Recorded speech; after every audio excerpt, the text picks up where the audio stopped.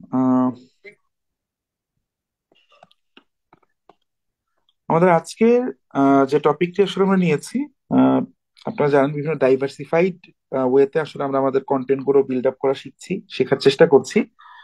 এবং আমাদের এই কোর্সের পারপাস কি, এগুলো নিয়ে আমরা শুরুতে অনেক কথা বলেছি। তো সেগুলো নিয়ে আসলে আহ অপ্রাসঙ্গিক কথাবার্তা বলবো না, বরাবরের মতোই তো সরাসরি পয়েন্টে চলে যাব। আমাদের আজকের আসলে মূল যে বিষয়বস্তু সেটি হচ্ছে একটি ফোকাস রাইটিং আইটেম যখন আমরা লিখবো, ফোকাসিং এর জন্য কোন কোন টপিক পড়বো, কিভাবে পড়বো, সেগুলো নিয়ে কিন্তু আমরা ইতিমধ্যে আলোচনা করেছি, আমরা কন্টেন্ট ডেভেলপ করেছি। হ্যাঁ, আমরা কিভাবে একটা কন্টেন্টকে মূলত ফোকাস সেটিং এ প্রেজেন্ট করব সেই সংক্রান্ত আমরা মানে যেটাকে বলি ফার্স্ট ডেমনস্ট্রেশনটা আমরা দেখব। সেই ডেমনস্ট্রেশনটার মধ্যে থাকবে। এবং অবশ্যই আমরা গতানুগতিক কোনো বিষয়কে সেটার জন্য নির্বাচন করিনি, বরাবরের মতোই আমরা চেষ্টা করেছি এমন একটা টপিক যে টপিকটা হয়তো একটু রেলেভেন্ট এবং একই সাথে পরীক্ষা আসার মতো। সরাসরি আজকে যে নামে আমরা বিষয়টা আপনাদের সামনে উপস্থাপন করব, সরাসরি এই নামেই যে ব্যাপারটা আমাদের জন্য পরীক্ষার সামনে আসবে এমনটা নাও ঘটতে পারে। এর থেকে ভিন্ন কোনো নামে ভিন্ন কোনো ভাবেও আসতে পারে, বাট যে কনসেপ্টটা নিয়ে আমরা কথা বলবো এই কনসেপ্টটা আমাদের জন্য জানা অত্যন্ত প্রয়োজন, এবং এটা পরীক্ষার খাতায় আমাদেরকে যখন আমরা কোনো রচনা লিখবো সেই ক্ষেত্রে আমাদের কাজে লাগাতে হবে। আমরা দুটো দৃষ্টিভঙ্গি দিয়ে রাইট আপটা দেখবো। নাম্বার ওয়ান, এগুলো তো প্র্যাকটিস ক্লাস বা ডেমো ক্লাস ওয়ান বা টু যেটাই হোক। তো এখানে আমরা প্রথম দুটা মানে মানে আঙ্গিকে, দুটো পার্সপেক্টিভ থেকে আমরা ব্যাপারটাকে দেখবো। নাম্বার ওয়ান হচ্ছে একটা কন্টেন্টের মধ্যে আমরা কিভাবে রেলেভেন্ট কথা বলতে পারি বা কিভাবে ফোকাসড থাকতে পারি, যেহেতু এটাকে আমরা ফোকাস রাইটিং বলি বা একটা এসে রাইটিং বলি। তো আপনি বিসিএস পরীক্ষা দিচ্ছেন, আপনি ওখানে ধরেন সর্বোচ্চ 7 পাতা থেকে 8 পেজ আপনি লিখবেন, 8 থেকে 9 পেজ আপনি লিখবেন। কেন লিখবেন 8 থেকে 9 পেজ? আমি আগেই বলেছি আপনাকে যে কোয়ালিটি রাইট আপ হলে এর থেকে বেশি লেখার প্রয়োজন পড়ে না। আপনি যদি একটা ব্যাংকের পরীক্ষা দেন, আপনি হয়তো লিখবেন let's say 3 pages to 4 page maximum. হ্যাঁ, 4 পেজ পর্যন্ত হয়তো আপনি যেতে পারবেন না। তো এই ব্যাপারগুলা বুঝে উঠে আপনি ওই 3 পেজের রাইট আপ লিখেন আর আপনি 8 পেজের রাইট আপ লিখেন, আপনার যে কোনো একটা বিষয় সম্পর্কে আপনার যে কোর মানে রাইটিং টুকু, সেটুকু কিন্তু খুবই রেলেভেন্ট হইতে হবে এবং ফোকাসড হইতে হবে, যেটা আমি বারবার বলার চেষ্টা করি। তো সেই ক্ষেত্রে আমাদের বিল্ড আপটা কেমন হইতে পারে, আমাদের এন্ডিংটা কেমন হতে পারে, এই ব্যাপারগুলাকে, এই টেকনিক্যাল বিষয়গুলোকে আমরা একটু দেখার চেষ্টা করব। এট দ্য সেম টাইম আমরা এমন একটা টপিকের উপরে আলোচনাটা চালিয়ে যাব যে টপিকটা হয়তো কিছুটা অ্যাবস্ট্রাক্ট মনে হইতে পারে আপনাদের কাছে, যেটা হয়তো আপনি পড়ে পরীক্ষায় যাবেন এমনটা নাও হতে পারে, কিন্তু বর্তমান সময়ের প্রেক্ষিতে যে কোনো প্রতিযোগিতামূলক পরীক্ষার জন্য সেই বিষয়টা গুরুত্বপূর্ণ। তো আমরা এখানে দুটো আঙ্গিক সার্ভ করবো, দুটো পারপাস সার্ভ করবো। একটা ইউনিক টপিক সম্পর্কে আমাদের আইডিয়া জেনারেশন হবে।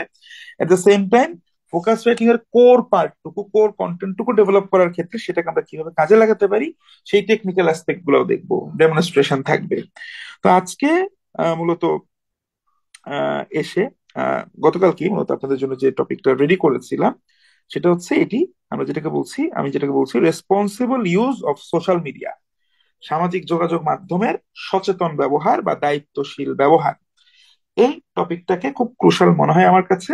কেন ক্রুশাল মনে হয়? সরাসরি এই নামেই কোনো রাইট আপ আপকামিং এক্সামে আসবে, ইটস নট নেসেসারি, বাট অনেক লেখার মধ্যে আপনি প্রাসঙ্গিক ভাবে এই কনটেক্সট গুলোকে বা এই টপিকটাকে আপনি ইনকর্পোরেট করতে পারবেন।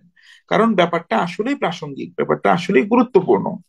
কারণ আমরা যেটা হয়েছে সামাজিক যোগাযোগ মাধ্যমের গুলোর যে বহুল প্রসার দেখছি, আমাদের অভ্যস্ততার কারণে হোক, আহ ইন্টারনেটের সহজলভ্যতার কারণে হোক, প্রযুক্তিগত উৎকর্ষতার কারণে হোক, সবকিছুর কারণে মানুষের লাইফের একটা বেশ সিগনিফিকেন্ট একটা অংশ হয়ে গিয়েছে সোশ্যাল মিডিয়া সেন্ট্রিক। তো সেই জায়গা থেকে কিভাবে একজন নাগরিক এটা রেসপন্সিবল ইউজ করতে পারে, না করলে কি প্রবলেম হতে পারে, এইগুলো নিয়ে যদি আমাদের কোনো কিছু লিখতে বলে সরাসরি, এখানে বলতে পারে রেসপন্সিবল ডিজিটালাইজেশন আসতে পারে, এভাবে নাম আসতে পারে। আপনাকে বলতে পারে যে কথা কথা ইম্প্যাক্ট অফ ডিজিটাল ইলিটারেসি। হ্যাঁ, আপনার ডিজিটাল অশিক্ষার আপনার বা কি বলে টেকনোলজিক্যাল যে ইলিটারেসি আছে এটার ইম্প্যাক্ট কি, এইভাবে করে বিভিন্ন প্রশ্ন আসতে পারে। যেভাবেই আসুক, আমরা এই ব্যাপারটাকে ইনকর্পোরেট করতে পারি কিভাবে, সেই ক্ষেত্রে প্রথমে আগে টেকনিক্যাল অ্যাসপেক্ট দেখি। আমরা যে কোনো রাইট আপের কথা যদি চিন্তা করি, আমি শুরুতে আপনাদের বলেছি যে ফোকাস রাইটিং এ মূলত নাম্বারটা খাতার মধ্যে আসে তিনটা জিনিসের সম্মিলিত ফলাফলের উপর ভিত্তি করে। নাম্বার ওয়ান, আপনার ইনিশিয়াল মার্ক বা ফার্স্ট ইমপ্রেশন আমরা যেটাকে বলি। ফার্স্ট ইমপ্রেশন, আপনি ফার্স্ট ইমপ্রেশনটা ক্রিয়েট করতে পারবেন একটা ক্যাচি ক্যাচি ইন্ট্রোডাকশন দ্বারা, একটা ক্যাচি ইন্ট্রোডাক্টরি প্যারা দ্বারা। আমি যদি এভাবে বলি, একটা ক্যাচি ইন্ট্রোডাক্টরি প্যারা থাকতে হবে আপনার। অর্থাৎ আপনার প্রাসঙ্গিক যে বিষয়টা নিয়ে আপনাকে লিখতে বলা হয়েছে, সেই বিষয়টার সাথে প্রাসঙ্গিক, সেই বিষয়টাকে অ্যাড্রেস করছে, এবং আপনি মোটামুটি কি নিয়ে লিখতে যাচ্ছেন সেটার একটা সামারি। যেমন আমি এতক্ষণ ধরে আমি এই যে এই স্ক্রিনটা, এই স্লাইডটা বা এই পিডিএফটা শেয়ার করার আগে আমি যে কথাগুলো বললাম, যে দুটো তিনটা কথা বললাম, যে আমরা আসলে আজকে দুটো ব্যাপার দেখবো। এক, একটা ফোকাস রাইটিং এর টপিক ডেভেলপ করার ক্ষেত্রে টেকনিক্যাল অ্যাসপেক্ট গুলা কি, এই যে যেমন মাত্র বলা শুরু করেছি এবং তারপর বলেছি, এবং এরপর আমরা একটা abstract, comparatively less practised but relevant for the time being বা আপকামিং টাইম, এরকম একটা টপিক সম্পর্কে আমরা আইডিয়া জেনারেট করবো। তাহলে এই যে দুটা কথা আমি বললাম, তাহলে আজকের ক্লাসটার মধ্যে আমি আপনাদের সাথে কি আইডিয়া শেয়ার করবো সেটার একটা সামারি কিন্তু আপনি শুরুতে পেয়ে গেলেন। এটাকে বলে ইন্ট্রোডাকশন। মানে আপনি কিন্তু আমার প্রথম কথাটুকু যদি মনোযোগ দিয়ে শুনে থাকেন, তাহলে আপনার এটুকু ক্ল্যারিটি এসে গিয়েছে যে আজকের ক্লাসে এই বান্দা কি বলতে যাচ্ছে আমাদেরকে, এরকম একটা আইডিয়া আপনার চলে এসেছে। তো ওই রকম আপনাকে প্রথমত একটা ফার্স্ট ইমপ্রেশন, যে ইভ্যালুয়েটর, যে পরীক্ষক আপনার খাতাটা কাটছেন, ওনার একটা ওনার ইনিশিয়াল ইমপ্রেশনটা, যেটা এই ইমপ্রেশনটা কিন্তু ম্যাটার করে। ইনিশিয়াল ইমপ্রেশনটাই যদি খারাপ হয় তাহলে কিন্তু আমি ভালো মার্কস পেতে পারি না। ইনিশিয়াল ইমপ্রেশন ভালো করার জন্য টেকনিক্যালি কি করতে হবে সেটা আমরা আজকে বলবো, আমরা কিছু ডেমনস্ট্রেশন দেখবো। বাট সঠিক বাক্য তৈরির জন্য আমাদের কি করতে হবে সেগুলো নিয়ে কিন্তু আমরা ইতিমধ্যে আলোচনা করেছি। তো স্ট্যান্ডার্ড সেন্টেন্স ফরমেশনের জন্য আমাদের করণীয় কি সেগুলো নিয়ে আমরা আলাপ আলোচনা করেছি। যারা সেই অংশগুলোতেও আরো অনেক বেশি দুর্বলতা অনুভব করছেন, তাদের জন্য আরো ইন্টেন্স ওয়ার্ক করতে হবে, যেগুলোর ক্ষেত্রে আমাদের এগুলোর কলেবর আরো বাড়াতে হবে। ওকে, তো আমরা টপিক যেটা নিয়েছি ডেমনস্ট্রেশনের জন্য, যেটা বলেছি responsible use of social media. আচ্ছা, এখন দেখেন আমি আপনাকে ইন্ট্রোডাক্টরি প্যারাগ্রাফ বলেছি। এটা কিন্তু আপনি এই লেখাটা কিন্তু পরীক্ষায় লিখবেন না, যে ইন্ট্রোডাক্টরি প্যারাগ্রাফ, এটা কিন্তু পরীক্ষা লিখবেন না, এটা আমি আপনাকে বোঝানোর জন্য লিখেছি। আপনি এখানে নাম দিতে পারেন, আপনি বলতে পারেন ইন্ট্রোডাকশন চাইলে লিখতে পারেন, প্যারার নাম না দিয়েও, কোন একটা টাইটেল না দিয়েও আপনি শুধু একটা প্যারা করেও লিখতে পারেন। এখানে আগে একটা প্রশ্নের উত্তর দেই, প্যারা করা যাবে কিনা, অনেকে প্রশ্ন করেন পয়েন্টের নাম দেওয়া যাবে কিনা। অবশ্যই যাবে, unless and until you have been told to write a paragraph. যেটা বর্তমান প্রতিযোগিতামূলক পরীক্ষার ক্ষেত্রে বা যে চাকরিগুলোর জন্য আপনারা প্রস্তুতি নিচ্ছেন, তার কোনোটাতেই প্যারাগ্রাফ লিখতে বলে না। প্রশ্নে যদি কমান্ড থাকে রাইট এ প্যারাগ্রাফ, সেক্ষেত্রেই শুধুমাত্র আপনাকে একটা প্যারাতে সম্পূর্ণ লেখাটা শেষ করতে হবে। এবং সেটা না হলে আপনি যে কোনো ধরনের ইম্প্রোভাইজেশন আপনি করতে পারবেন, আপনি আপনার মতো একটু মডিফিকেশন আনতে পারবেন। আপনি প্যারা করে অবশ্যই লিখবেন, সেক্ষেত্রে প্যারার টাইটেল কিন্তু হেডিং এর নাম যদি আপনি দিতে চান দিবেন, ঠিক আছে, দেওয়ার ক্ষেত্রে নিষেধ নাই। এবার দিলেই ভালো মার্ক, না দিলে মার্কস পাবেন না, ব্যাপারটা মোটেও এরকম না। আশা করছি আমি এই বিষয়টা আপনাদের সামনে পরিষ্কার করতে পেরেছি। তো প্রথমে যেটা আমাদের লাগবে, আমাদের একটা ইন্ট্রোডাক্টরি প্যারা লাগবে। এটা হচ্ছে আমাদের ফার্স্ট ইমপ্রেশনটা ক্রিয়েট করে। বলেছি তিনটা অংশ মূলত আমাদের এখানে, আমাদের ভালো একটা মার্কস আনার ক্ষেত্রে তিনটা টেকনিক্যাল অ্যাসপেক্ট দিকে আমাদের লক্ষ্য রাখতে হবে। প্রথমে যেটা বলেছি, একটু ক্যাচি ইন্ট্রোডাক্টরি প্যারা, যাতে করে প্যারাটা পড়েই আমার শব্দ চয়ন যদি আমরা স্মার্ট করতে পারি, it will add some added advantages, no doubt about that. But আমাদের শব্দ চয়নে যদি আমরা তুলনামূলক একটু দুর্বলও থাকি, সেক্ষেত্রেও কোনো সমস্যা নাই। সেই ক্ষেত্রে আমাদের মনোযোগ দিতে হবে যে আমরা যে প্যারাটাকে উপস্থাপন করছি সেই প্যারাটা ক্ল্যারিটি, তার ভিতরে ক্ল্যারিটি আছে কিনা, স্বচ্ছতা আছে কিনা, যিনি রিডার সেই রিডার আমার কাছ থেকে কোর মেসেজটা পাচ্ছে কিনা। এবং সেই মেসেজটা কি হবে, সামগ্রিকভাবে আমি যে আলোচনাটা করব, যে বিষয়টা নিয়ে আলোচনা করব, সেই বিষয় নিয়ে প্রারম্ভিকা, ঠিক আছে, প্রারম্ভিকা। বাংলায় রচনা লিখতে গেলে আপনি শুরুতে সূচনা না লিখে আপনি লিখতে পারেন এরকম, ঠিক আছে, অবতরণিকা, এরকম অনেক কিছু লিখে অনেকে একটু ইউনিক ভাবে নিজেকে উপস্থাপন করার জন্য ইটস ওকে। ইংলিশের জন্য যেটা বললাম, আপনি চাইলে প্যারার নাম দিতেও পারেন, না দিলেও কোনো, প্যারার নাম না দিলেও কোনো প্যারা নাই আপনার, ঠিক আছে। এটা হচ্ছে একটা বিষয়, পান ইন্টেন্ডেড, হ্যাঁ। তো ইন্ট্রোডাক্টরি প্যারাগ্রাফ, দেখেন আমি একটা কথা বলছি, দেখেন আমি একটা লাইন লিখি, তাহলে আমরা বলছি সোশ্যাল মিডিয়ার রেসপন্সিবল ইউজ, এটা হচ্ছে আমাদের টপিক। তাহলে দেখেন আমরা ক্ল্যারিটি আনতে পারি কিনা। এখানে অতিরিক্ত জার্গন আমরা ইউজ করব না, এটা আমাদের 50 নাম্বারের এসে হোক, আর এটা আমাদের 35 নাম্বারের এসে হোক, আমি বিসিএস পরীক্ষায় পার্টিসিপেট করি, আমি ব্যাংক জবে পার্টিসিপেট করি, ইন্ট্রোডাক্টরি প্যারাটাকে আমরা মোটেও কখনোই দুটো সেন্টেন্সের বেশি লিখবো না, না, না। যদি আপনি লিখতে চান, এটা কি অনেক বড় ক্রাইম? হয়তো না, বাট এইটা অনেককে অফেন্ড করতে পারে। আপনার সেন্টেন্স মেকিং স্কিল যদি আপ টু দ্য মার্ক না হয়, বা আপনার সেন্টেন্স গুলো যদি সব বড় বড় সেন্টেন্স হয়, সেই ক্ষেত্রে 3টা সেন্টেন্স দিয়ে ইন্ট্রোডাকশন তৈরি করাটা কিছুটা ফার ফেচিং একটা স্ট্র্যাটেজি। ইটস বেটার যে আপনি আপনার ইন্ট্রোডাক্টরি রিমার্কটাকে, আপনার সূচনা বক্তব্যটাকে 2টো সেন্টেন্সের মধ্যে রাখবেন। এটা একটা স্মার্ট অ্যাপ্রোচ। 3টা যদি ছোট ছোট সেন্টেন্স হয়, 3টা সেক্ষেত্রে কখনো কখনো হতে পারে, ওটা ব্যাপার না, বাট এইটা রেকমেন্ডেড না। কে রেকমেন্ড করতেছে না? আমি রেকমেন্ড করতেছি না, প্লেন এন্ড সিম্পল। হ্যাঁ, আচ্ছা, তাহলে কি হতে পারে এখানে দেখেন, আমি একটু লেখার চেষ্টা করেছি। ইন দ্য ডিজিটাল এজ, এই ডিজিটাল যুগে, social media has transformed communication and shaped public discourse globally. যেটা বলতাম যে বর্তমানে এই ডিজিটাল যুগে সামাজিক যোগাযোগ মাধ্যমগুলো আমরা যেভাবে যোগাযোগ করি, এই যোগাযোগের ব্যাপারটা একটা কি, একটা, আমরা যদি বলি যুগান্তকারী পরিবর্তন নিয়ে এসেছে, এবং মানুষের কাছে ধারণাটা, মানুষের কাছে যোগাযোগের যে ধারণা, এই ধারণাটাকে আমূল বদলে দিয়েছে।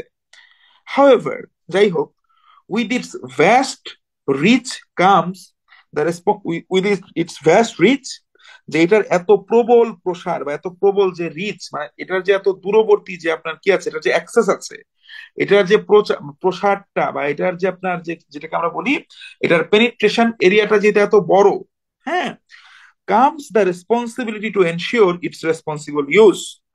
হাউএভার, যাই হোক, এইটার এত ব্যাপক প্রসারের সাথে সাথে, প্রসারের ব্যাপারটার সাথে সাথেই চলে আসে এটার দায়িত্বশীল ব্যবহারের বিষয়টি, specially in countries like Bangladesh, বিশেষত বাংলাদেশের মতো একটি দেশে, where social media is growing in influence and uses, যেখানে সামাজিক যোগাযোগ মাধ্যমের প্রভাব এবং ব্যবহারটাও ক্রমান্বয়ে বৃদ্ধি পাচ্ছে। দেখেন, যদিও আমাদের টাইটেলের মধ্যে বাংলাদেশ পার্সপেক্টিভটাকে অ্যাড করা হয় নাই, তাহলে আমরা গ্লোবালি যে ব্যাপারটা প্রাসঙ্গিক, বাংলাদেশের ক্ষেত্রে সে ব্যাপারটাও তো অবশ্যই প্রাসঙ্গিক। সেটা তো মোটেও বৈশ্বিক ক্ষেত্রে প্রাসঙ্গিক কিন্তু বাংলাদেশের জন্য প্রাসঙ্গিক না, এমন বিষয়বস্তুগুলো নিয়ে সাধারণত আমাদের জব প্রার্থীদেরকে কোনো কিছু লিখতে বলা হয় না। তো যদিও এখানে বাংলাদেশের কথা সরাসরি বলা নাই, তারপরও আমরা বাংলাদেশি কনটেক্সট অ্যাড করার চেষ্টা করব। হ্যাঁ, এটা আমাদের লেখাটার মধ্যে একটা ভিন্ন মাত্রা যোগ করবে। তাহলে এখানে দেখেন আমরা 2টা লাইন বলেছি যে বর্তমানে এই ডিজিটাল যুগে সামাজিক যোগাযোগ মাধ্যম আমাদের যোগাযোগের প্রক্রিয়াটাতে আমূল পরিবর্তন, যোগাযোগের প্রক্রিয়া এবং মানুষের ধারণাতে আমূল পরিবর্তন নিয়ে এসেছে, যুগান্তকারী পরিবর্তন নিয়ে এসে। যাই হোক, এর এত প্রচার বা প্রসারের পাশাপাশি এটার দায়িত্বশীল ব্যবহারের বিষয়টিও কি চলে আসে, বিশেষত বাংলাদেশের মতো একটি দেশে যেখানে সামাজিক যোগাযোগের মাধ্যমের ব্যবহার প্রতিনিয়ত কি, প্রভাব প্রতিনিয়ত বৃদ্ধি পাচ্ছে। ওকে, এভাবেই দিতে হবে স্যার, এই লাইনটাই কি একদম ফরজ লাইন? নো, দেখেন এটাকে আমরা আরেকটু ভিন্ন ভাবে বলতে পারি কিনা, এই কথাগুলোকেই। একটা কথা তো আমরা এক একজন এক এক ভাবে বলবো, এবং সেটাই তো বিউটি। হ্যাঁ, এখন এই বিউটি যদি হয় যে প্রবাসীর বিউটি গানের মতো, হ্যাঁ, ও বিউটি আর ও বিউটি যদি আপনি একজনের মাঝে খুঁজে বেড়ান, তাহলে খুব সমস্যা। হ্যাঁ, তো ফোকাস রাইটিং এর বিউটিটা হচ্ছে কি, আপনি বক্তব্যটাকে স্পষ্টভাবে রিডার পর্যন্ত আপনি পৌঁছানোর চেষ্টা করছেন। দেখেন, আমি আরেকটা ডেমো আপনাদের দেখাচ্ছি, যে এখানে আমি কি বলতে পারতাম, অথবা ইন্ট্রোডাক্টরি রিমার্ক হিসেবে আমরা এরকমও বলতে পারতাম যে social media has revolutionized how we connect, communicate and share information, offering opportunities that were unimaginable a few decades ago. আমরা কিভাবে একে অপরের সাথে যোগাযোগ করি বা সংযোগ স্থাপন করি, কিভাবে আমরা তথ্য আদান প্রদান করি, এই ব্যাপারটা সামাজিক যোগাযোগ মাধ্যম একটা বৈপ্লবিক পরিবর্তন নিয়ে এসেছে। ঠিক আছে, আমরা কয়েক দশক আগেও যেভাবে একে অপরের সাথে যোগাযোগ করতাম এবং আমাদের যে ধরনের সুযোগ সুবিধা ছিল, তার থেকে কি অচিন্তনীয় এভাবে বলতে পারেন, বা অবিশ্বাস্য রকমের নতুন সুযোগের দোয়ার উন্মোচন করে দিচ্ছে সামাজিক যোগাযোগ মাধ্যম। ট্রান্সলেশন করলে আমি যেভাবে ভাবানুবাদ করতে শিখিয়েছি, ট্রান্সলেশনের ক্লাস আপনারা অতি দ্রুত পাবেন আবার, সেখানে আমরা কি করব, অনুবাদ করতে গেলে মূল এসেন্স টুকু লিখবো, বাক্যের স্ট্রাকচার ফলো করবো না। যারা ক্লাস করেন নাই, যারা পরবর্তীতে আমাদের সাথে অ্যাড হচ্ছেন, আমাদের আপনাদের গ্রুপের যে ক্লাসগুলো ইতিমধ্যে আমরা আপলোড করেছি, এছাড়া ইউটিউবের যে ক্লাসগুলোর লিঙ্ক আমরা দিচ্ছি বা দিয়েছি ইতিমধ্যে, এগুলা অবশ্যই সিরিয়ালি দেখে আসবেন। আমি আপনাদের যে সিরিয়ালে মেনে ক্লাসগুলো করাচ্ছি, এটা সুনির্দিষ্ট উদ্দেশ্য আছে। ঠিক আছে, আচ্ছা, সোশ্যাল মিডিয়া হ্যাজ রেভলিউশনাইজ, যেটা বললাম এটা বলেছি, ইয়েট, হ্যাঁ yet its rapid growth has also led to changes. এটার যে প্রবল যে কি প্রবৃদ্ধি বা এটার যে প্রবল গতি, এটার পরিবর্তনের যে প্রবল গতি, এটা কি করেছে, এটা অনেক চ্যালেঞ্জও নিয়ে এসেছে, এটা অনেক প্রতিবন্ধকতাও নিয়ে এসেছে বা চ্যালেঞ্জের সম্মুখীন করাচ্ছে আমাদেরকে, particularly concerning it's responsible use, বিশেষত এটার দায়িত্বশীল ব্যবহার নিয়ে, both in Bangladesh and globally, where issues like misinformation and cyberbullying are becoming increasingly prevalent. দেখেন এখানে আমি কিন্তু একটু আমাকে সার ডাক বা এই টাইপের বাক্য প্রয়োগ করার চেষ্টা করেছি, কমপ্লেক্স সেন্টেন্সের স্ট্রাকচার এখানে ব্যবহার করার চেষ্টা করেছি আমি যতটুকু জানি ততটুকু। আপনার জন্য এটা ম্যান্ডেটরি না, আপনি চাইলে এখানে যেটা বললাম আপনি দুটো সিম্পল সেন্টেন্সও আপনি এটা করতে পারেন। এইটা হচ্ছে ইওর লেভেল অফ এক্সিলেন্স, আপনার নিজস্ব সক্ষমতার জায়গাটা কতটুকু, তার উপর ভিত্তি করেই কিন্তু আপনাকে মূলত এই আমলটা করতে হবে। এটা অন্য কেউ কিন্তু আপনাকে দেখাতে পারবে না, আমাদের এক একজনের সক্ষমতার জায়গা হচ্ছে এক এক রকম।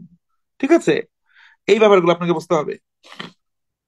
আচ্ছা, তাহলে তাহলে আমরা কি বললাম, social media has revolutionized how we connect, communicate and share information. এটাতে বললাম দুই ভাবে, দুটো জায়গায় কিন্তু আমরা মূল কথাটা চলে আনলাম কি, এই ডিজিটাল এই যে আমরা কিভাবে একে অপরের সাথে যোগাযোগ করি বা আমরা কিভাবে তথ্য আদান প্রদান করি, বাংলা কথা, তথ্য আদান প্রদান করার মাধ্যমে আমরা এক ধরনের যোগাযোগই করি, এই ব্যাপারটাকে এই বিষয়টাতে একটা বৈপ্লবিক পরিবর্তন নিয়ে এসেছে সামাজিক যোগাযোগ মাধ্যম। এবং এটা যেহেতু এটার ব্যাপক প্রসার ঘটতেছে, তার কাছাকাছি পাশাপাশি এটা কি একটা চ্যালেঞ্জ গুলো অ্যাসোসিয়েটেড আছে, এবং সেই চ্যালেঞ্জ গুলোর মধ্যে সবথেকে বিগেস্ট চ্যালেঞ্জ হচ্ছে এটা রেসপন্সিবল ইউজ নিশ্চিত করা। কারণ বাংলাদেশের মতো থার্ড ওয়ার্ল্ড কান্ট্রিতে যেখানে সোশ্যাল মিডিয়ার ইউজের আমরা একটা গ্রোথ দেখতে পাচ্ছি, এবং এটা খুব সিগনিফিকেন্ট আমরা গ্রোথ দেখতে পাচ্ছি, তো সেই ব্যাপারটা কিন্তু আমাদের কি করতে হবে, আমাদের এই ব্যাপারটাকেও লক্ষ্য করতে হবে। ওকে, দেখেন তাহলে আমরা দুভাবে যেভাবেই বলি না কিরকম আরো ভিন্ন ভিন্ন ভাবে হতে পারে, এই কথাগুলোকে এই টোনের বক্তব্যটাকে আপনি ভিন্ন ভাবে উপস্থাপন করতে পারেন, ইটস আপ টু ইউ। হ্যাঁ দেখেন এখানে বাক্যের স্ট্রাকচারের থেকে এখানে একটু কিছুটা কিছুটা জটিল ভাবে বা কিছুটা স্মার্ট ভাবে উপস্থাপন করা হয়েছে, বাট শুধু এই উপস্থাপনাটাই যে এখানে ভালো মার্ক এনে দিবে ব্যাপারটা এরকম না। এর থেকে সহজ উপস্থাপনা যদি হয় বাট ওখানে ক্ল্যারিটি থাকে, you might get a better mark. ঠিক আছে, আবার দেখেন যেটা বললাম আপনি সিম্পল সেন্টেন্স আপনি ডিভাইড করতে পারেন। হ্যাঁ, তো এই ব্যাপারগুলো আপনার নিজস্ব স্কিল সেটের উপর ডিপেন্ড করবে। তাহলে কেন আমরা ট্রান্সফরমেশনের কথা বলছি, কেন আমরা ট্রান্সফরমেশন বলতে আমি সিম্পল কমপ্লেক্স কম্পাউন্ড সেন্টেন্সের ভিন্ন ভিন্ন স্ট্রাকচার গুলোর উপর কেন আপনাদের জোর দিতে বলছি সেটা আশা করি ক্লিয়ার হচ্ছে। ওকে, আচ্ছা, এরপর যেটা থাকে আমাদের যে কোনো একটা রাইটারের একটা মেইন বডি থাকে। ঠিক আছে, মেইন বডি, সেই মেইন বডির মধ্যে আমরা বিষয় ভিত্তিক যে বিষয় নিয়ে বলতেছি, কিছু ক্ষেত্রে ক্ষেত্রে এখানে ডেসক্রিপটিভ হয়, অর্থাৎ বর্ণনামূলক কিছু কথাবার্তা থাকে। যে বিষয় নিয়ে লিখতেছি সেটা যদি একটা স্পেসিফিক ফেনোমেনা হয়, মানে একটা স্পেসিফিক বিষয় হয় যার ধরেন কিছু বৈশিষ্ট্য আছে, তাহলে আমরা বৈশিষ্ট্যগুলোকে তুলে ধরি। তার যদি আমাদের কোনো সমস্যা থাকে, প্রবলেম থাকে, প্রবলেম গুলাকে তুলে ধরি। যদি কোনো মানে আমাদের সম্ভাবনা থাকে, পটেনশিয়াল থাকে, সেগুলোকে আমরা তুলে ধরি। হ্যাঁ, পটেনশিয়াল গুলো তুলে ধরি। এন্ড ফাইনালি আমাদের জন্য খুব মানে এখানে মূলত কি থাকে, আমরা একটা বর্ণনামূলক ডেসক্রিপটিভ একটা ওয়েতে জেনারেলাইজ করে আমরা প্রবলেমটাকে বা ওই টপিকটাকে আমরা ডিফাইন করার চেষ্টা করি, ওই টপিকটাকে সংজ্ঞায়িত করি, ওই টপিকটার বৈশিষ্ট্য, ওই টপিকটার টাইপস, ওই টপিকটার সাথে অ্যাসোসিয়েটেড চ্যালেঞ্জেস, ওই টপিকটার সাথে অ্যাসোসিয়েটেড আমাদের কি বেনিফিটস, বা ওই টপিকটার সাথে রিলেটেড ইম্প্যাক্টস। যদি কোনো একটা প্রবলেম হয় তাহলে প্রবলেমের ইম্প্যাক্ট থাকে, কোন একটা প্রবলেম হলে সেই প্রবলেমটার কজ কি, কজটাকে আগে দেখাতে হয়, তারপর ইম্প্যাক্ট বলতে হয়। তাহলে এই ধরনের বর্ণনামূলক বিষয়গুলোকে আমরা মেইন বডিতে ইনকর্পোরেট করব। এখন সব টপিকের কিন্তু কজ থাকে না, সব টপিকের কিন্তু আপনার ইম্প্যাক্ট থাকে না, আবার সব টপিকের কিন্তু আপনার কি থাকে না, পটেনশিয়ালও থাকে না। এক একটা টপিকের এক এক ধরনের জিনিস থাকতে পারে, আবার এক এক টপিকের একাধিক জিনিসও থাকতে পারে, সবগুলো বিষয়ই থাকতে পারে। তো এখানে কিন্তু বিষয় ভিত্তিক ভিন্নতা আছে, এই ব্যাপারটাকেও আমাদের আমলে নিতে হবে। এই জন্য সুনির্দিষ্ট হবে, হ্যাঁ আমি অবশ্যই এটার কজ লিখবো, responsible use of social media তো কোনো সমস্যা না, তা আপনি আগে এটার কজ লিখবেন, কারণ লিখবেন, তত দরকার নাই। তাহলে হ্যাঁ, তাহলে যদি আপনি কজ লিখতে চান, কিসের কজ লিখবেন, তাহলে এটাকে আপনাকে বলতে হবে যে এটার ইম্প্যাক্টটা কি। যদি রেসপন্সিবল ইউজ না হয় তাহলে রেসপন্সিবল ইউজ হইলে ইম্প্যাক্ট কি আপনি বলবেন। যদি আলোচনা করি আমরা ইম্প্যাক্ট কি, ইম্প্যাক্ট হচ্ছে আমাদের কি মিস ইনফরমেশনের স্প্রেডিং কম হবে, স্প্রেড কম হবে। মিস ইনফরমেশন ডিসইনফরমেশন যদি কম স্প্রেড হয়, সেক্ষেত্রে আমরা যেটা দেখবো যে আমাদের সোশ্যাল স্টেবিলিটিটা কিন্তু বাড়বে। তো এই ব্যাপারগুলো কিন্তু খুবই গুরুত্বপূর্ণ, এই ব্যাপারগুলো গুরুত্বপূর্ণ, এই ব্যাপারগুলো আমলে নিতে হবে আমাদেরকে, ঠিক আছে, এই ব্যাপারগুলো আমাদের আমলে নিতে হবে। আচ্ছা, এরপর আমরা দেখি, তাহলে এই ব্যাপারগুলো গেল। এখন আসেন, তাহলে বডির মধ্যে এখানে যেহেতু আমরা রেসপন্সিবল, ইচ্ছা করে আমি অ্যাবস্ট্রাক্ট টপিক নিয়েছি, দেখেন কি বলার চেষ্টা করছি। Social media in Bangladesh plays a critical role in connecting people, disseminating information. সামাজিক যোগাযোগ বাংলাদেশে সামাজিক যোগাযোগ মাধ্যম বা বৈশ্বিক দৃষ্টি আপনি বাংলাদেশ যদি অ্যাভয়েডও করেন সমস্যা নাই, সোশ্যাল মিডিয়া প্লেস তাহলেও লিখতে পারেন জেনারেলাইজড কনটেক্সটে, শুধু বাংলাদেশের জন্য না, সামগ্রিক দৃষ্টিভঙ্গিতে আপনি বলছেন। Social media plays a critical role in connecting people, অর্থাৎ সামাজিক যোগাযোগ মাধ্যম অত্যন্ত গুরুত্বপূর্ণ ভূমিকা পালন করে কিসের ক্ষেত্রে, মানুষকে মানুষকে কানেক্ট করতে, ডিসেমিনেটিং ইনফরমেশন তথ্য আদান প্রদানের জন্য বা তথ্য ছড়িয়ে দিতে, and even influencing political decision, এমনকি রাজনৈতিক সিদ্ধান্ত গ্রহণের প্রক্রিয়াতে এটা প্রভাবিত করে। হাউএভার, দেখেন আমরা ডিফাইন করতেছি কিন্তু যে সামাজিক যোগাযোগ মাধ্যমের গুরুত্বটা আগে ডিফাইন করতেছি। কেন গুরুত্ব যদি না বুঝাই তাহলে একটা জিনিস, আমি আপনাকে বললাম যে মাথায় দেওয়া যে ক্যাপ, ক্যাপ সঠিকভাবে পরার, responsible use of a hat, একটা হ্যাটের দায়িত্বশীল ব্যবহার, একটা হ্যাটের গুরুত্বটা না আগে বুঝতে হবে, তাহলে না দায়িত্বশীল, এটা ব্যবহার দায়িত্বশীল করা উচিত উচিত না, আপনি সেটা আপনার জন্য প্রাসঙ্গিক হবে। আর একটা হ্যাট কেউ মাথায় দিয়েছে কি দেয় নাই, এইটা তো কোনো গুরুত্বপূর্ণ বিষয় না, তো এইটার সাথে আমি আলটিমেটলি কি বলবো, এটার আমি রেসপন্সিবল ইউজ দিতে আমি কনসার্নই না। ব্যাপারটা হচ্ছে এরকম। তাহলে যেহেতু আমি রেসপন্সিবল ইউজের কথা বলছি, দায়িত্বশীল ব্যবহারের কথা বলছি, মানে তার গুরুত্বগুলো আমাকে আগে তুলে ধরতে হবে।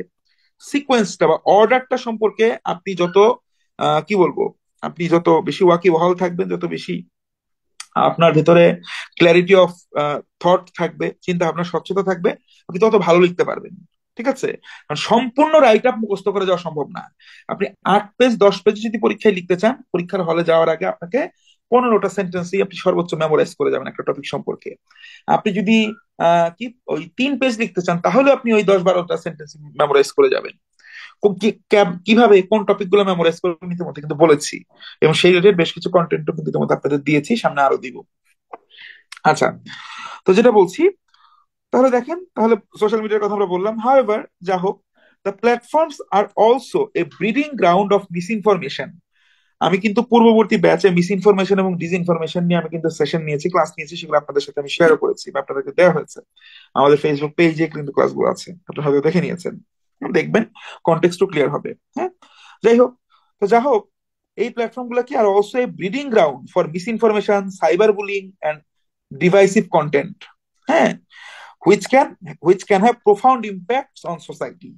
যাই হোক, এই মাধ্যমগুলো কি অপতথ্য বা ভুল তথ্য, সাইবার বুলিং, এবং হচ্ছে বিভিন্ন সিদ্ধান্ত গ্রহণের, মানে হচ্ছে আপনার যে বিভিন্ন ধরনের বিষয়বস্তু আছে সিদ্ধান্ত গ্রহণে প্রভাব বিস্তারকারী বিভিন্ন কন্টেন্ট, এগুলার কি কি এগুলার হচ্ছে উদ্ভব বা উদ্ভাবনের জায়গা।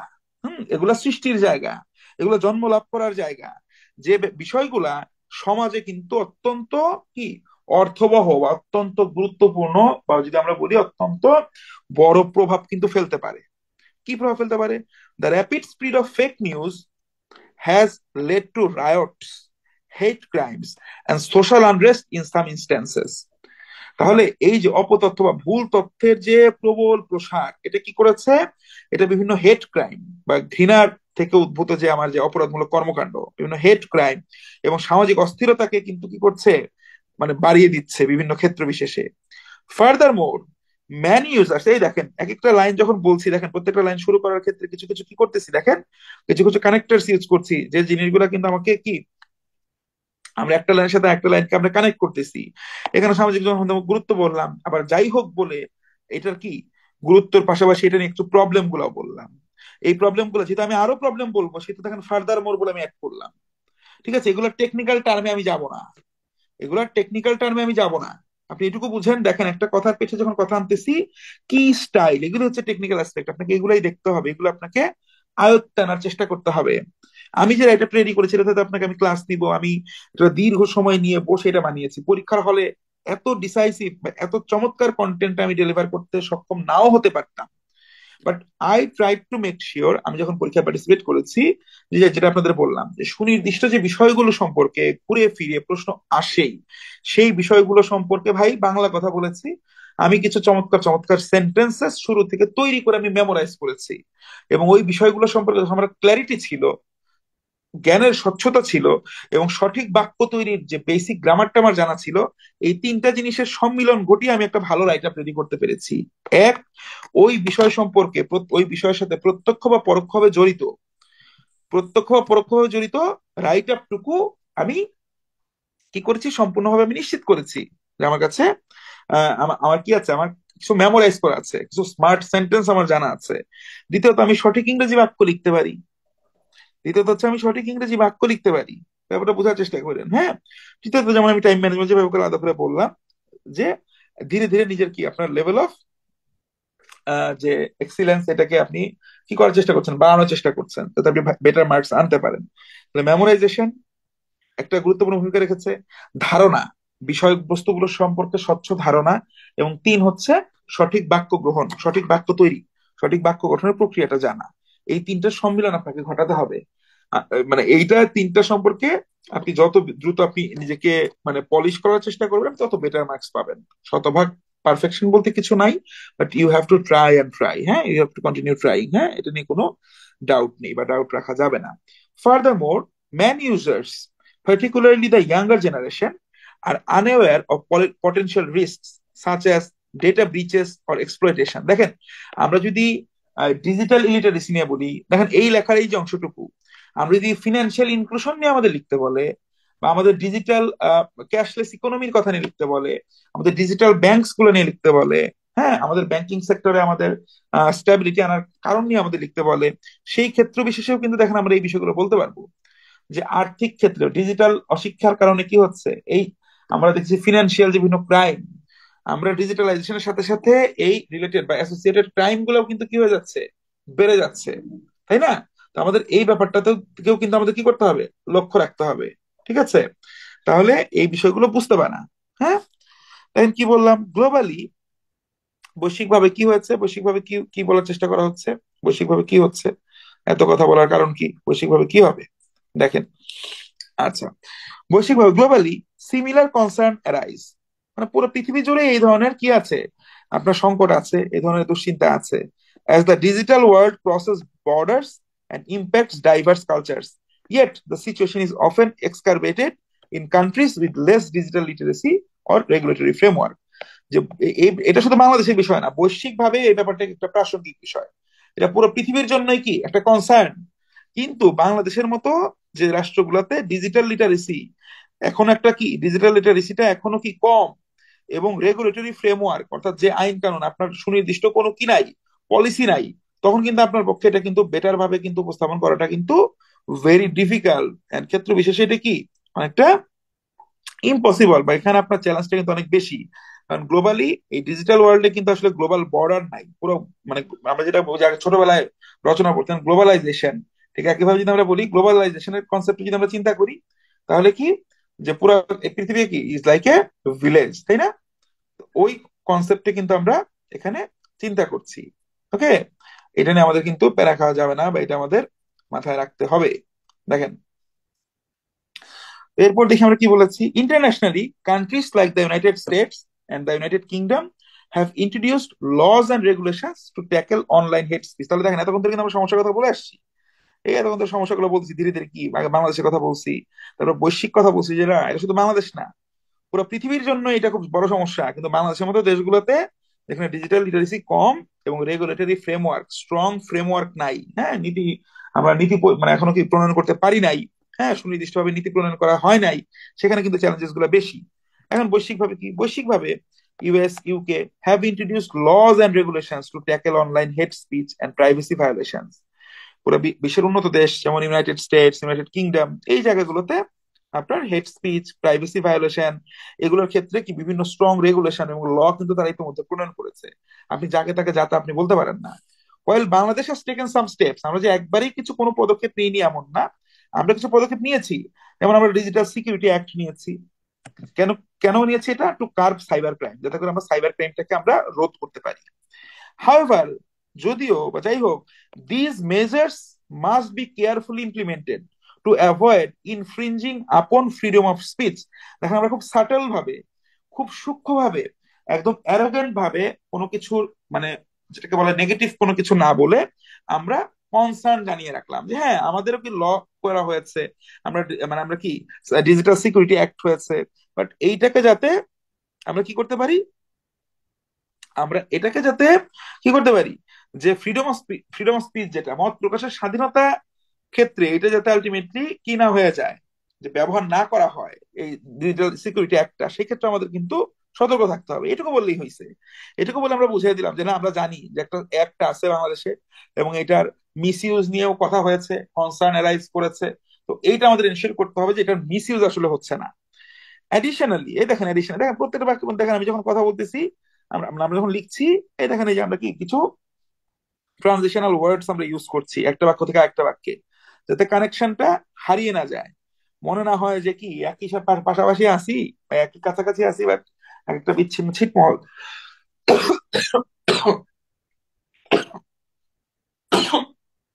সরি, এমনও যাতে মনে না হয়। তো additionally there is a growing need for media literacy programs to educate people about the ethical and responsible use of these platforms.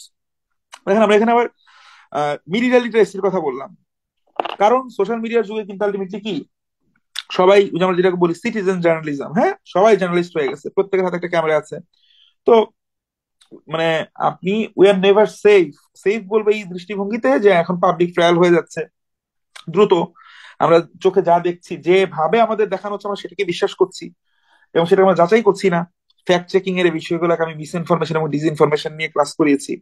আপনারা যারা এই ব্যাচটাতে অ্যাড হয়েছেন, আপনারা তারপরও কাইন্ডলি আপনাদের ব্যাচের কার্যক্রম শুরু হওয়ার আগেও গেম চেঞ্জারের ফেসবুক পেজে যে ভিডিও সেকশনে ক্লিক করে মোটামুটি আমরা তো গত 4-5 মাস ধরে আমাদের অপারেশন চালাচ্ছি, 5-6 মাস ধরে আমরা যে ক্লাসগুলো নিয়েছি, এই ক্লাসগুলোর মধ্যে দেখবেন এখানে ফোকাস সেটিং এর বেশ কিছু প্র্যাকটিস সেশন আছে।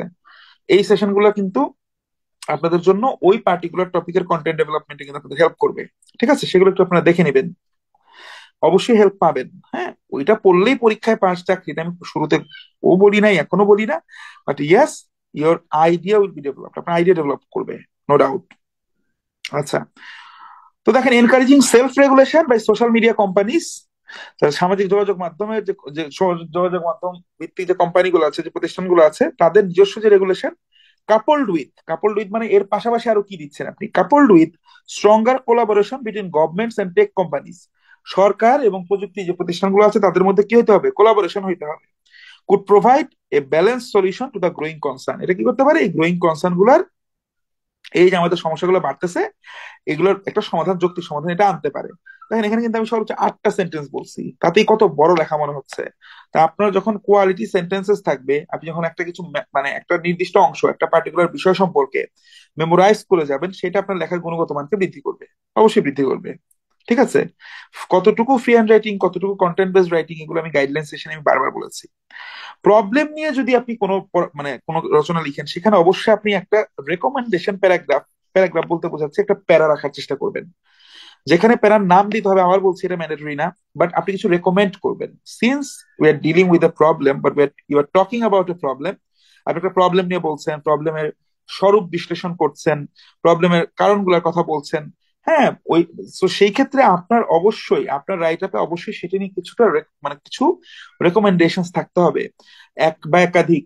একদম মানে আপনি একদম ছাগলের 3 নম্বর বাচ্চার মতো যা তা লেখা যাবে না। ঠিক আছে, আপনি ওয়াইল্ডলি লিখেন, অল্প লিখেন, বাট রেকমেন্ডেশন রিলেটেড যে অংশটুকু থাকবে সেটাকে একটা আলাদা প্যারায় উপস্থাপন করাটা স্মার্টনেস। হ্যাঁ, এটা একটা স্মার্টনেস, মানে কি বলবো, পরিচয়, স্মার্টনেস পরিচয়। ওকে, তাহলে আমরা কি বলতেছি দেখেন, তাহলে এতক্ষণ পরে ঝামেলা ঝামেলার কথা বললাম, মেলা ঝামেলা আছে, আমাদের ডিজিটাল লিটারেসি ল্যাকিংস আছে, হ্যাঁ আমাদের সোশ্যাল মানে media company, social media company গুলা তাদের নিজস্ব যে পলিসি আছে সেই পলিসিটাকে অ্যাপ্লাই করতে হবে, পাশাপাশি গভর্নমেন্ট এবং টেক কোম্পানির মধ্যে কোলাবোরেশন করতে হবে। হ্যাঁ, যাতে করে মিস ইনফরমেশন না ছড়ায়, কারণ এগুলো তো সোশ্যাল আনরেস্ট ক্রিয়েট করে, তাই না? এই ব্যাপারগুলো নিয়ে আমরা কথা বললাম। তাহলে এখন আমরা দেখেন একটা রেকমেন্ডেশন প্যারাগ্রাফ, আবার বলছি এটা কিন্তু পরীক্ষা হলে লিখবেন ব্যাপারটা এরকম না, বা লিখলেও রেকমেন্ডেশন প্যারাগ্রাফ এই টাইপের হেডলাইন দিয়ে না, এটা আমি আপনাদের বোঝানোর জন্য দিচ্ছি। যারা পিডিএফ দেখবেন অনেকে ভাববে যে এই সময় বোধহয় রেকমেন্ডেশন প্যারাগ্রাফ এভাবে লিখতে হবে। এইভাবে যদি মিসকোট করেন তাহলে মানে আসলে কিছু বলার নেই। To foster responsible social media use, সামাজিক যোগাযোগ মাধ্যমের দায়িত্বশীল ব্যবহারটাকে কি ঘটানোর জন্য বা এটাকে নার্চার করার জন্য it is crucial to integrate media literacy into school curriculums. এই মিডিয়া লিটারেসিটাকে আপনার কি করতে হবে, স্কুলের কারিকুলামের মধ্যে এগুলো আনতে হবে। কারণ ছোটবেলা থেকে যদি বা স্কুল পর্যায়ে থেকে যদি আমাদের শিক্ষার্থীরা যদি এই ব্যাপারগুলোর সাথে পরিচিত হয়, তাহলে তারা এগুলোর সাথে অ্যাডাপ্ট করতে পারবে। প্রমোটিং, যার ফলে কি হবে যে আমরা স্কুল কারিকুলামে বা আমাদের একাডেমিক কারিকুলাম গুলোতে এগুলোতে অ্যাড করতে পারি। তাহলে এটা কি করবে, promoting a better understanding of online behaviour and ethical standards. তাহলে এর ফলশ্রুতিতে মানে অনলাইনে একজন মানুষ কিভাবে আচরণ করবে এবং সেখানে নীতি নৈতিকতার পরিমাপকটা কি বা কি পরিমাপক আছে, এই ব্যাপারগুলো আলটিমেটলি ক্লিয়ার হবে। ঠিক আছে। ফার্দার মোর, হ্যাঁ এই যে দেখেন অ্যাড করতেছি, এই যে শব্দগুলো আমাদের মানে পরিবর্তন আনতেছি। অ্যাডিশনালি যেহেতু এর আগে একবার বলেছি, এখানে ফার্দার মোর বলতেছি, এছাড়াও আরেকটা অ্যাড করতেছি। হ্যাঁ, robust laws should be কি should be enacted to protect users from harm while ensuring that freedom of expression is not compromised. এর পাশাপাশি আমাদের কি খুব ডাইনামিক বা রোবস্ট কি আমাদের কি করতে হবে, রোবাস্ট আমাদের আইন প্রণয়ন করতে হবে, যার ফলশ্রুতিতে মানুষের যে মত প্রকাশের স্বাধীনতা আছে এটা নিশ্চিত হবে। এবং তার মত প্রকাশের স্বাধীনতাটা কোনোভাবে কি ওই যে নিশ্চিত করা হবে বলতেই মানে এটার উপর কোনো হুমকি আসবে না, এই ব্যাপারটা। Social media platforms must also invest in advanced technologies to identify and remove harmful content and misinformation. সামাজিক যোগাযোগ মাধ্যমকে অবশ্যই বৃহৎ পরিসরে বিনিয়োগ করতে হবে, যে তাদের মাধ্যমে বা তাদের প্ল্যাটফর্মে শেয়ারকৃত যে কোনো মিসইনফরমেশনকে তারা as soon as possible ASAP তারা ডিটেক্ট করবে এবং সেটাকে রিমুভ করবে। এর পাশাপাশি শুধু তারা অ্যাওয়্যার হলে হবে না, ইউজার হিসেবে আমাদের দায়িত্ব আছে, সেটা বলেছি। Public awareness campaigns highlighting the risks and benefits of digital engagement would empower users to make more informed decisions online. এবং আমরা যদি পাবলিক অ্যাওয়ারনেস ক্যাম্পেইন গুলোও নেই, সেই ফলশ্রুতিতে তার ফলে যেটা হবে ডিজিটাল এনগেজমেন্ট গুলো কি করবে, বেনিফিট করবে। আমরা প্র্যাকটিস সেশন গুলো কিন্তু এভাবে ডিসকাস করছি, ঠিক আছে। তো এগুলা যারা অনেক স্মার্ট তাদের জন্য হয়তো এত ডিসকাশন প্রয়োজন না, অনেকের কাছে এগুলো নিয়ে কোয়েরি দেখছি যে স্যার আপনি প্র্যাকটিস ফোকাসে প্র্যাকটিস সেশনে যেভাবে স্যার কথা বলেন, কন্টেন্ট গুলোকে ভাঙেন বিশ্লেষণ করেন, এর পাশাপাশি এভাবে দেখান আমরা যারা বেসিক অংশটুকু বুঝে গিয়েছি লেখার মধ্যে কি লিখতে হবে, মোটামুটি অনেকেই চাচ্ছেন যাতে এভাবে কন্টেন্ট বেসড কোনো কিছু ডিজাইন করি, কোনো মানে কোর্স বা কোনো একটা মানে প্ল্যান, যেখানে হয়তো 25টা সেশন থাকলো বা 20টা সেশন থাকলো, আমরা 50টা টপিক আমরা এভাবে টপিক গুলো নিয়ে কথা বললাম, সম্পূর্ণভাবে টপিক গুলোকে আগে বিস্তারিত কথা বললাম, বুঝালাম। হ্যাঁ, এবং তার পাশাপাশি কিছু নোটস এক্সক্লুসিভ নোটস গুলো চলে আসলো, তো সামনে এগুলো নিয়ে হয়তো কাজ করবো। আচ্ছা, এখন দেখেন আমরা যদি রেকমেন্ডেশনের জায়গাটা চলে গেছি, এখন এই যে প্রথমে বলছিলাম, প্রথমে যেটা বলেছিলাম তিনটা জিনিস আমাদের নাম্বার নিশ্চিত করবে। এক হচ্ছে ফার্স্ট ইমপ্রেশন, এইটা হচ্ছে একটা ক্যাচি ইন্ট্রোডাক্টরি প্যারা, পরীক্ষকের বা যিনি খাতাটা আমাদের কাটবেন ওনার সম্পূর্ণ অ্যাটেনশনটা আমাদের ড্র করতে হেল্প করবে। মাঝখানে সে দেখবে কনসিস্টেন্সি, যে মাঝে যা লিখেছি আমরা সেটার মধ্যে ধারাবাহিকতা আছে কিনা, হ্যাঁ সেখানে প্রাসঙ্গিকতা আছে কিনা, রেলেভেন্স আছে কিনা, এই ব্যাপারগুলো দেখবে। এই জায়গাগুলোতে শব্দ গঠনে চূড়ান্ত মাত্রার মানে পাণ্ডিত্য এটা এক্সপেক্টেড না, দিতে পারলে ভালো বাট এটা ম্যান্ডেটরি না। এক্সপেক্টেড না কথাটা ভুল হলো, ম্যান্ডেটরি না। দেখবেন এখানে কিন্তু একটু হালকা চালিয়ে বাক্যগুলোকে প্রেজেন্ট করার চেষ্টা করেছি, ঠিক আছে। Last but not the least, আমার দৃষ্টিভঙ্গি থেকে সব থেকে ক্রুশাল যেটা সেটা হচ্ছে ফাইনাল ইমপ্রেশন।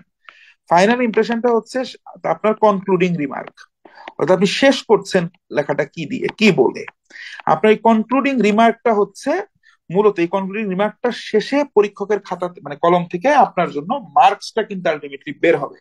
তো এই মার্কসটা নিশ্চিত করতে হবে আপনাকে, হ্যাঁ এই মার্কসটা আপনাকে নিশ্চিত করতে হবে। এই জন্য কনক্লুডিং রিমার্কটার জন্য পার্টিকুলার টপিক, তথ্য যোগাযোগ প্রযুক্তি, ওই যে আমি মাঝখানে বললাম পরিবেশ ও জলবায়ু, বা বাংলাদেশের অর্থনীতির চ্যালেঞ্জ, বাংলাদেশের অর্থনীতির সম্ভাবনা, ব্লু ইকোনমি, আর্থিক খাতে শৃঙ্খলা, হ্যাঁ আমাদের হচ্ছে যুদ্ধের মানবিক ও অর্থনৈতিক সংকট, ইনফ্লেশন, এরকম যে কমন কমন টপিক গুলোর কথাবার্তা বলতেছি, এই টপিক গুলো সম্পর্কে সব টপিক সম্পর্কে আপনার ইন্ট্রোডাক্টরি রিমার্কস আগেই মেমোরাইজ করে রেডি করে রাখতে হবে।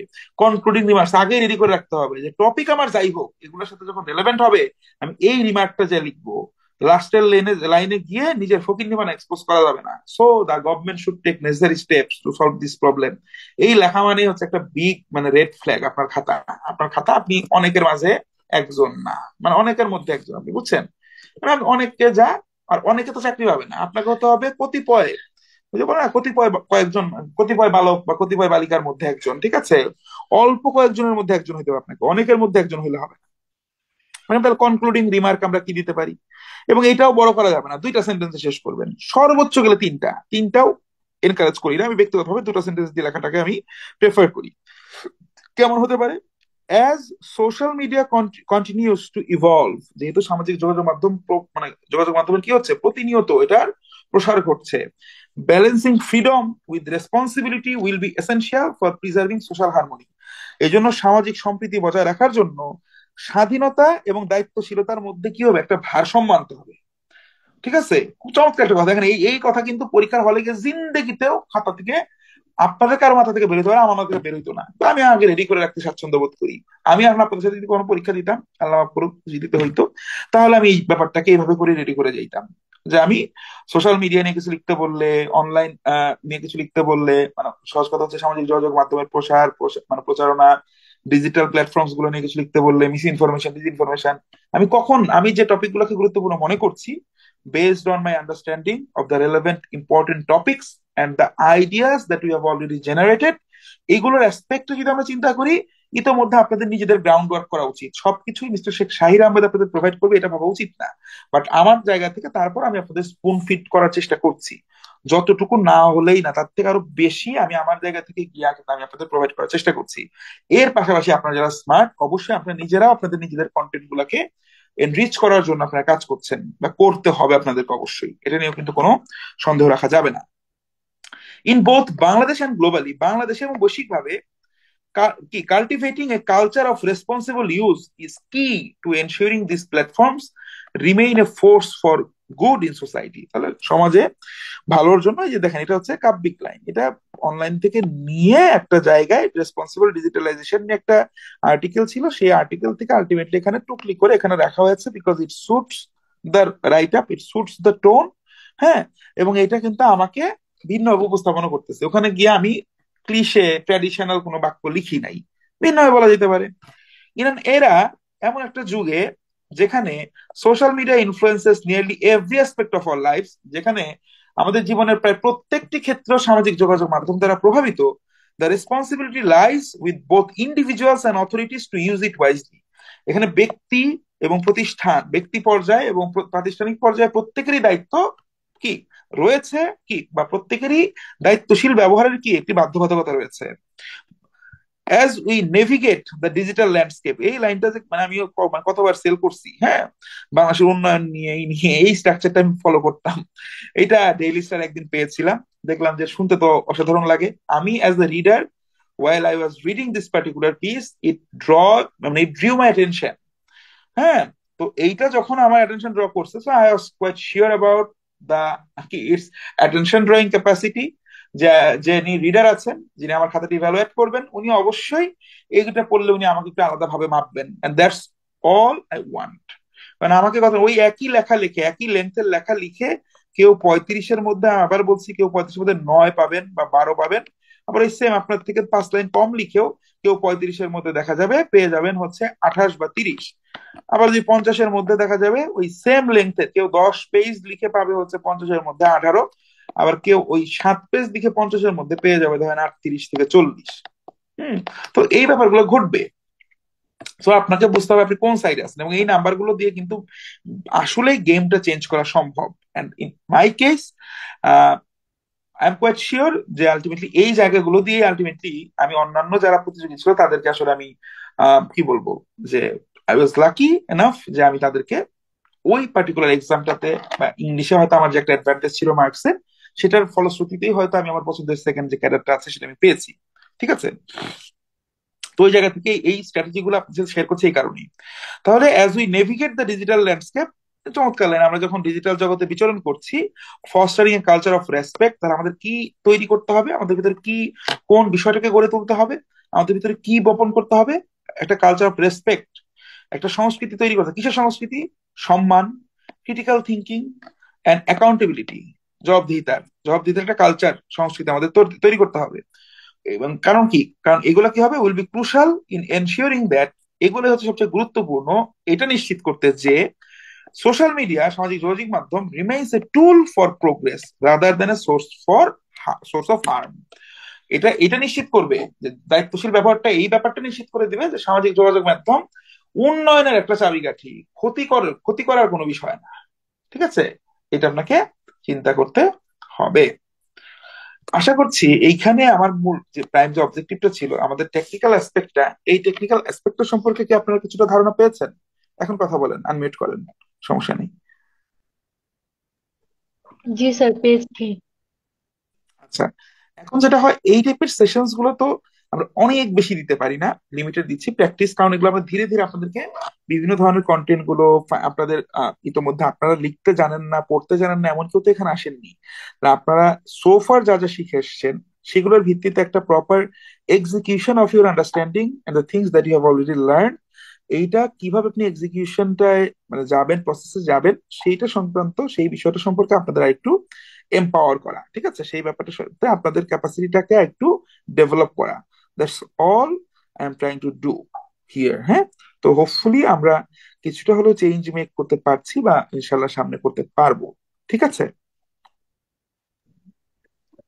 স্যার, জি। যে আপনার স্যার এই যে বিভিন্ন পয়েন্ট গুলা, যেমন ওই যে এডিশনালি হাউইবার দ্বারা যোগ করেছেন, এইগুলাকে আমরা প্যারা প্যারা আকারে দিলেও হবে? এত প্যারা তো করা যাবে না, তো তো প্রত্যেকটা লাইনে এই টাইপের কথা বলেছি, সব লাইন আলাদা আলাদা করে প্যারা করবেন ততটা বাজে দেখা যাবে। কিছু জিনিস আছে যেখানে দেখেন, আমি যখন আপনাকে বললাম এটা কি, আমি আপনাকে বললাম কিছু স্ট্র্যাটেজিস, আপনার তো একটা জিনিস থাকতে হবে যে জিনিসটা ধরেন আমি কখনো প্রভাবিত করতে পারবো না, সেটা কি, সেটা হচ্ছে আপনার কমন সেন্স। হ্যাঁ, আপনার কমন সেন্স থাকতে হবে যে আমি একটা বডি লিখছি, প্রত্যেকটা লাইনে যখনই আমি একটা আহ কি নতুন একটা কানেক্টরস দিচ্ছি, একটা ট্রানজিশনাল ওয়ার্ড দিচ্ছি, ট্রানজিশন ওয়ার্ড ব্যবহার করছি, সেই ক্ষেত্রে গিয়ে আমি প্রত্যেকটা একটা করে প্যারা করলাম, তাহলে এভাবে আমি যতগুলো লাইন করবো ততগুলোতে প্যারা হয়ে যাবে। এটা ম্যান্ডেটরি না। আর সব লাইন এগুলো দিয়ে শুরু করতে হবে, এটাও ম্যান্ডেটরি না। মিনিং গুলো জানতে হবে, তাহলে আপনি বুঝতে পারছেন আকাল মানকিল ইশারাই কাফি, আপনাকে এগুলো মিনিং গুলো জানা উচিত, যে আচ্ছা হাওয়েভার মানে কি, এডিশনালি মানে কি, ফার্দার মোর মানে কি, এগুলো কোন শব্দের বিপরীত মানে কি বলবো আসলে, মানে কোন শব্দকে রিপ্লেস করে আমি শব্দগুলো ব্যবহার করতে পারি, এগুলো নিয়ে আপনাকেও স্টাডি করতে হবে, তাই না? তো এগুলো যখন হবে, বোথ সাইড থেকে যখন আমরা একটা প্রপার একটা মানে জায়গা যখন তৈরি করতে পারবো, তখনই কিন্তু আমরা একটা বেটার মার্কস তুলতে পারবো। ঠিক আছে, বুঝতে পেরেছেন? জি স্যার। জি স্যার। ঠিক আছে, আপনার জন্য শুভকামনা ইনশাল্লাহ।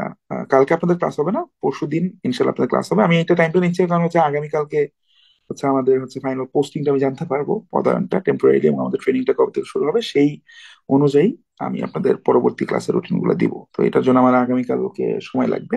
আপনারা পরশুদিন মানে আগামীকাল আপনাদের ক্লাস হবে না, আগামীকাল লেট নাইটে বা পরশুদিন সকালে আপনারা মানে এই মাসের রুটিনটা ইনশাল্লাহ পেয়ে যাবেন। ঠিক আছে, ভালো থাকবেন সবাই, আসসালামু আলাইকুম।